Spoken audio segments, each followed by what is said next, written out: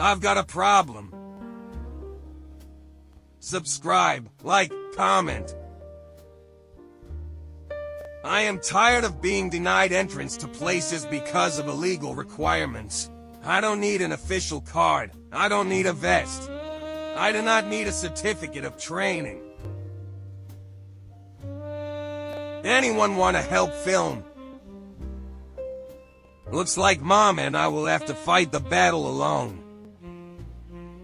Unfriendly Espanola restaurants asked many illegal questions.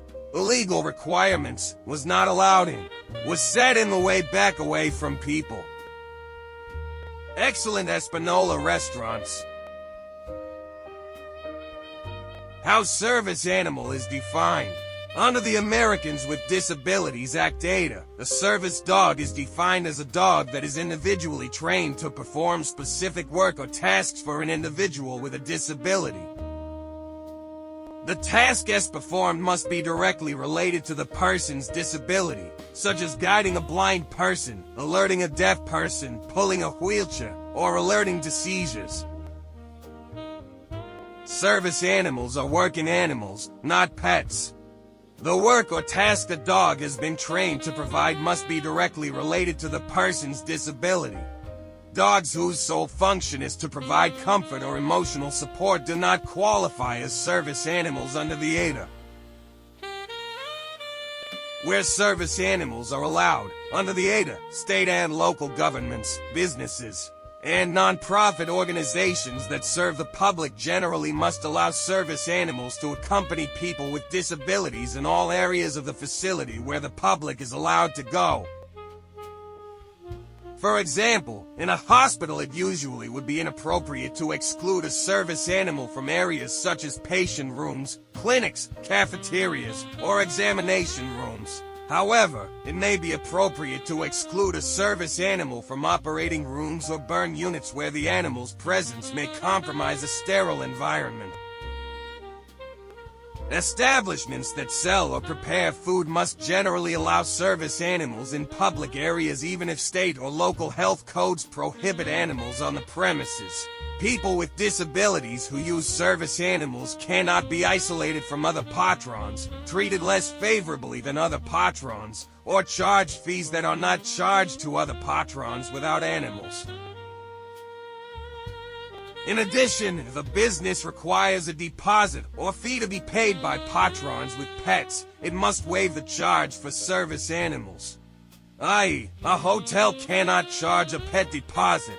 If a business such as a hotel normally charges guests for damage that they cause, a customer with a disability may also be charged for damage caused by himself or his service animal.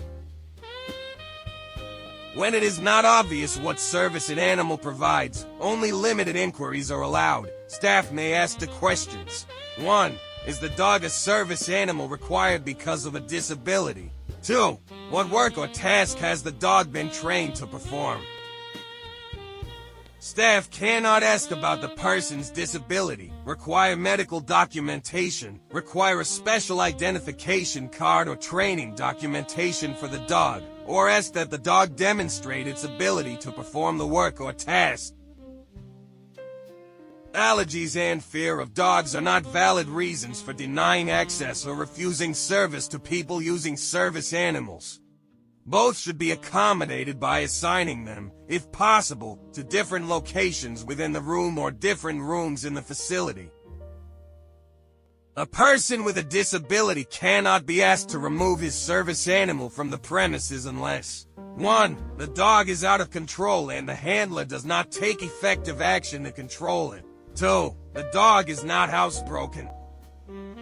When there is a legitimate reason to ask that a service animal be removed, staff must offer the person with the disability the opportunity to obtain goods or services without the animal's presence. Staff are not required to provide care for or supervision of a service animal.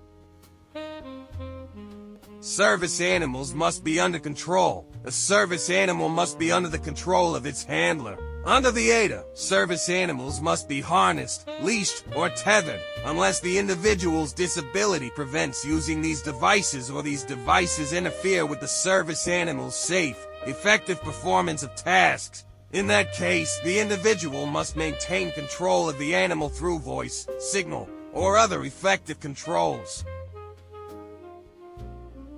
WTF, I have never heard of this. Pass a public access test. It is important for a service dog to be able to act appropriately in public by passing a public access test. Public access criteria: common sense. Your dog must exhibit no aggressive behavior towards people and other animals. Refrain from sniffing behaviors unless released to do so. Refrain from soliciting food or affection while on duty. Exhibit no overexcitement or hyperactivity in public. Be able to tolerate novel sights and sounds in various public settings. Refrain from unruly behavior or excessive barking. Refrain from relieving itself in public without being given a specific command. Mom has seen some very nippy service dogs, and she used to have nightmares of her service dog nipping a kid, so she made a decision. I would be allowed to socialize and interact with children and adults, just in case a kid came up and grabbed my tail. This also serves to help educate the public about what I do for Mom and what other service dogs do for their person. A service dog is defined by its extensive, specialized training to mitigate a disability, not by a vest. Because anyone can purchase vests or ID kits online, the accessory itself cannot verify legitimacy. The most reliable difference lies in the dog's behavior, the handler's legal rights, and the quality of the gear. Please do your research before buying expensive gear that is not needed. I recommend Doggy U for information.